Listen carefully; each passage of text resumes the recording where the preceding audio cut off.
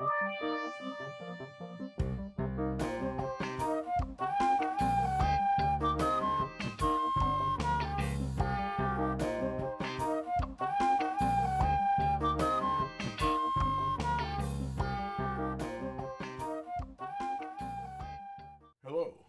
and welcome again to The Good Life, what it is and how to achieve it.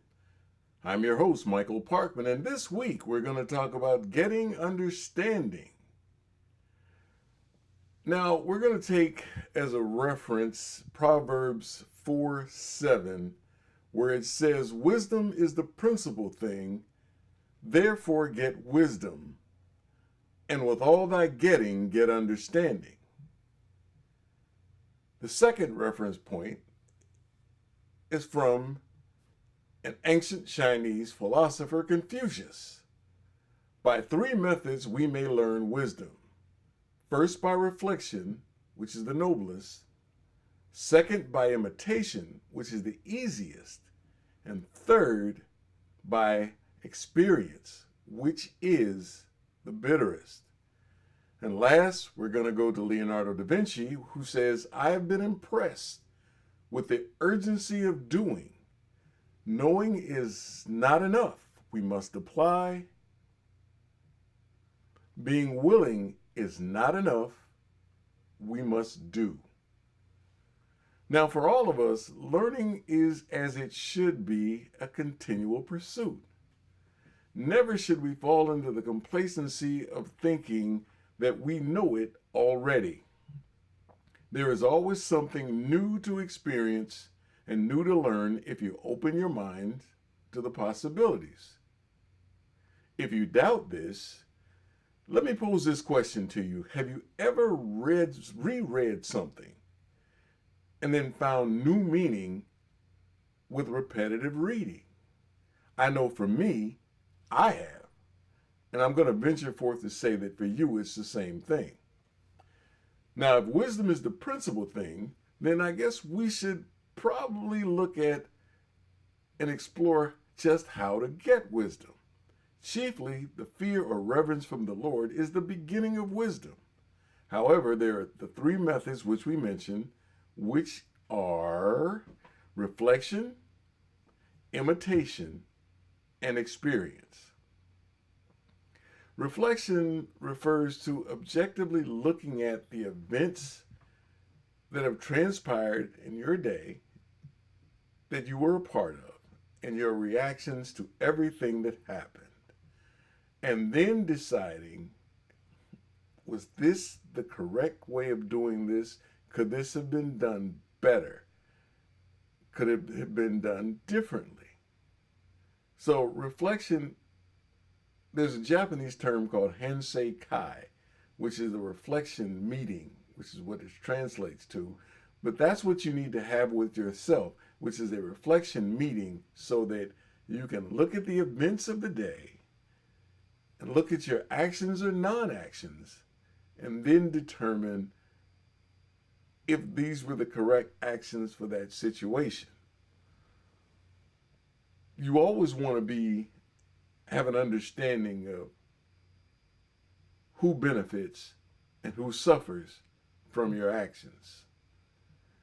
Now, imitation is pretty easy to understand. If you find a mentor or someone that you look up to that has the qualities that you find beneficial, then take the time to observe that person, listen to their speaking, and then measure whether their actions and their words continuously agree. If so, then learn of that person and model yourself after a true role model. Now, the bitterest is experience. Now, personally, when I was a kid, I was very fond of saying, if what doesn't kill me makes me stronger. Whereas that statement could be true, my application of it was absolutely false because I was using that as a shield against the wise counsel of my parents. I was determined to do it my way. Now, the fault is, the number one fault, is that I refused wise counsel. My parents were trying to keep me from making the same mistakes that they went through, paving the way for an easier transition into adulthood. I, on the other hand, was determined to just go my own way and do it my way. Now, had I listened, I would have avoided a whole lot of unnecessary suffering just by being hard-headed and wanting to do it my own way. I know what I'm doing. I know what I'm doing, which was one of my mantras. I know what I'm doing. Well, actually, I didn't. And I suffered greatly and needlessly because of it. Now, you've studied diligently, you've gone to the best schools, been tutored by the most exceptional teachers, but you still find yourself lacking. Reading and studying are honorable pursuits, but if they are not applied to daily life, you have wasted your time and that of your teachers. Let's look at one example. If you've read every cookbook that you could find from cover to cover, you know every recipe by heart, you can recite them, but you've never taken the time to put a pan on the stove and actually cook. The only thing that you've demonstrated with all your reading is that you can read cookbooks. You have not proven that you can actually cook. The only way to prove that you can cook is to actually cook. Get the pan out, put the ingredients in, see how it transpires. That's putting your learning into real world practice. And only by actually cooking or attempting to cook can you find out exactly where you are in the cooking conundrum. So, as Leonardo da Vinci said, knowing is not enough. You must be willing to do. Now, Mike Tyson, former heavyweight boxing champ, used to say, everybody has a plan until I hit him. Now, what he was referring to is that a lot of boxers, and all boxers really, they take time to study their opponent's moves, look at their old fights and seeing that what moves they make and how they can possibly counter this move or that move, which is great in theory. But what Mike understood is that all that theory goes out the window when you're in that ring. Unless you have it ingrained in you and you've trained yourself by trying out these tactics in a boxing ring.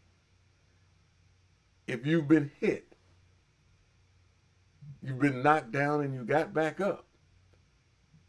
But if all you have is theories, the moment that fist pounds against your head, all of the theories magically disappear. So it's very important to throw yourself into the crucible of life, to test the theories, to see where you're at in terms of what you've learned. Our educational system seems to value memorization and regurgitation when it comes to test taking. Once that exam is finished, the information that you memorize is no longer useful and you don't retain it. Therefore, it's not possible to use that learning in real-world situations. True learning is the ability to take what you've learned and apply it in the real world. True understanding is taking the concept of what you've learned and applying it to every situation that it's appropriate to. So, what I'm saying is, learning is more than just memorization. Learning is understanding the concept. The flower and the nut. We often look at the flower and we go, oh, what a beautiful flower, but we don't pay attention to the nut, the fruit, the seed. The flower germinates from the seed. It comes up out of the ground. The catalyst being the seed. We often look too much to the surface without digging deeper to understand the true meaning. Jesus spoke in parables. Now, the parables had a certain meaning, but there was also a deeper underlying meaning that the people could take and apply to everyday real world situations. But they had to have the understanding. They had to dig deeper than the parable itself to get the true meaning of the parable. What I'm saying to you is dig deeper for true understanding. Now, if you're satisfied that you've learned and you believe you have a certain level of understanding, don't be afraid to put it to the test. The world will reveal to you where you are. If you find yourself lacking, don't be discouraged. It's a learning experience. You now have an opportunity for growth, and you know what you need to do to grow. And if by chance you pass that test, at least in that particular subject, that instance, you are able to assist someone else who may be in a similar situation. By all means, study diligently, learn, but present yourself to the crucible of life so that you may grow strong in looking for the good life.